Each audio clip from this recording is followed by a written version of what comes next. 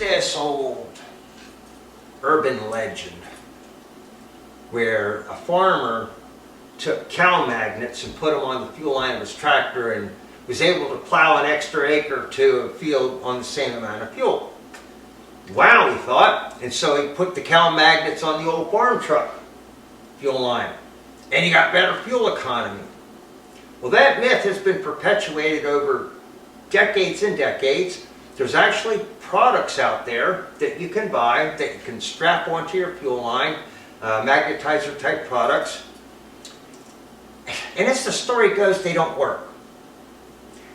Actually, they do when they're done right. And most of the time it's not done right. So if you were going to put magnets on the fuel line, here's a couple of wrong ways not to do it. First of all,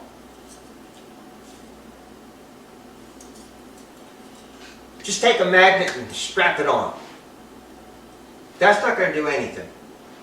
What's going to happen is the magnet is going to attract certain charge clusters or certain charged particles in the clusters and repel others. And so basically as the cluster goes by, it kind of goes like this. And then once it's past the magnetic field, elastically it just goes back to what it was. You haven't accomplished anything.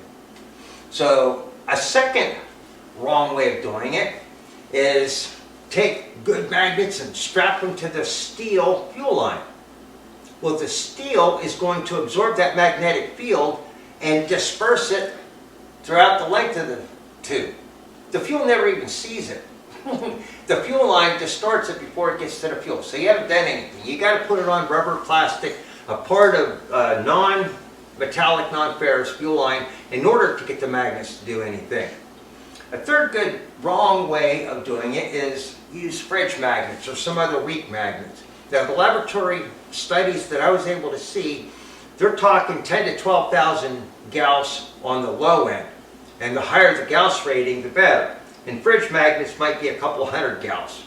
In other words, not very powerful. A lot of magnets may have the strength, but not the durability. So you test them on the kitchen table, and then you take them out and you put them under the hood where they're going to get hot. Heat will weaken the magnetic fields on a poor magnet. They're exposed to a lot of electromagnetic interference from the coils and the alternator, and that tends to weaken a poor magnet. So you want a good quality ceramic type of a magnet that can hold that magnetic flux in the harshest of conditions. Next, even if you have a good, robust ceramic magnet with 20,000 plus Gauss, and you just put it on the fuel line, you haven't done anything. So you ideally want the north on this side and the south on the other. And the good news is that if you take the north on this side and the south on that side and put them together, they're going to like each other and they're going to be happy staying that way. And then you want to take and put it backwards in a layer and then backwards in a layer. So what happens is you have north-south, north-south, north-south, and the elements in the fuel that are attracted to the north will get pulled this way, and the south stuff will get pulled that way, but as soon as it goes up a little bit, it snaps. That's how you're going to get those big clusters to shear off and spin into smaller clusters. And then it goes up and snaps again. So that does actually reduce the cluster size. Laboratory testing that I've seen was mostly on diesel applications. So they were testing particulate matter, they were testing carbon monoxide, they were testing NOx, they were testing fuel efficiency on a dyno. It's called brake specific fuel consumption, or BSFC for short.